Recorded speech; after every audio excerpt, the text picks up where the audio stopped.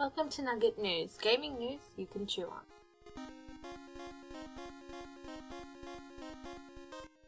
Nintendo has announced this week that moving forward, some Switch games will require a microSD to experience the full content of the game. Nintendo stated a microSD card will be needed for certain Nintendo Switch games that contain an especially large amount of content and require additional storage for players to enjoy the full experience. Nintendo has clarified that without the microSD, you can still play the portions of the games that they can fit onto the game cartridge. However, for the full game experience on these particular games, you will need a microSD card.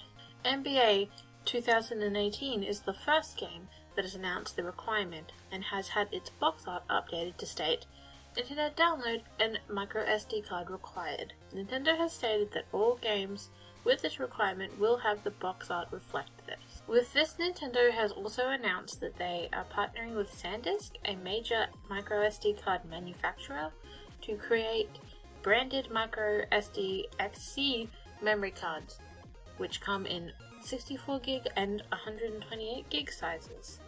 The packaging of these new cards will feature Nintendo licensed character.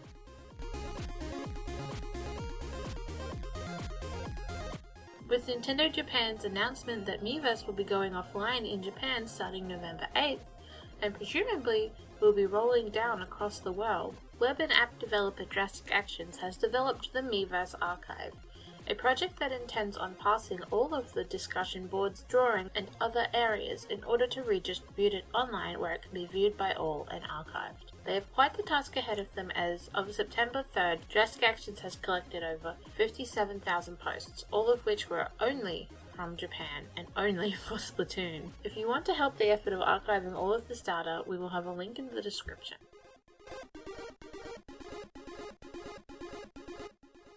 Warner Bros. Has released a new trailer for Middle-earth: Shadow of War that reveals a new DLC and a character that honors Michael Forgy, an executive producer from 2014's Shadow of Mordor, who unfortunately passed away in March of 2016. The character's name is Forthog Orcslayer. Purchasing the DLC will make his character appear randomly during combat. He is described as an unstoppable warrior who saves Mordor's mightiest heroes at their moment of greatest need. This move, however, has created quite a bit of backlash against Warner Bros. As they are charging for the DLC honouring a developer who has passed away. Warner Bros. Has stated that $3.50 from each of the $5 purchases will be going towards Forgy's family until the end of December 19th, 2019. However, in the fine print of the trailer, it was stated that the $3.50 would only be donated for purchases made in the US, with some states excluded. This has once again caused more backlash against Warner Bros., who has already caused ire for the community due to their slew of DLC and microtransactions announced for the game.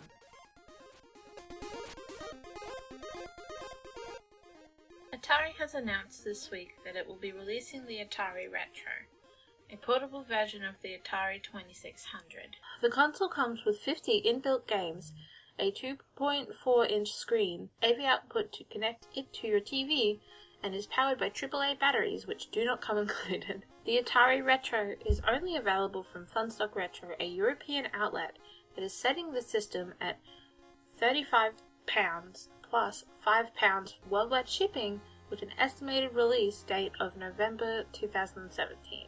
This system is, however, not the Atari box which was teased earlier this summer. For a full list of games and a link to secure your pre-order, check the links in the description.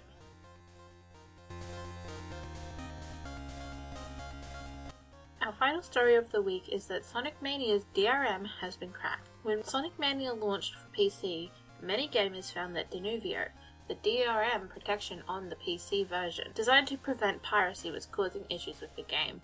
Many players were frustrated as the DRM has been used on many previous games, and due to problems it has caused with those games, many players avoid any games that use Denuvio. Players that pre-ordered the game were not made aware of the DRM's inclusion. The issues become worse for Sega when users blamed the DRM for issues with being unable to play the single-player experience offline.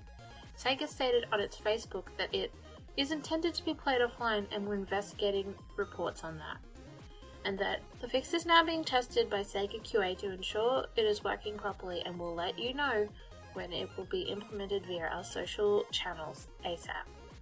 We've looked into the DRM complaints and can confirm that this was not the cause of the problem. The news that the DRM has been cracked is not surprising. Many people see the DRM as a challenge, and its cracking has seen the DRM removed from Doom, Hitman, and Mass Effect by its publishers.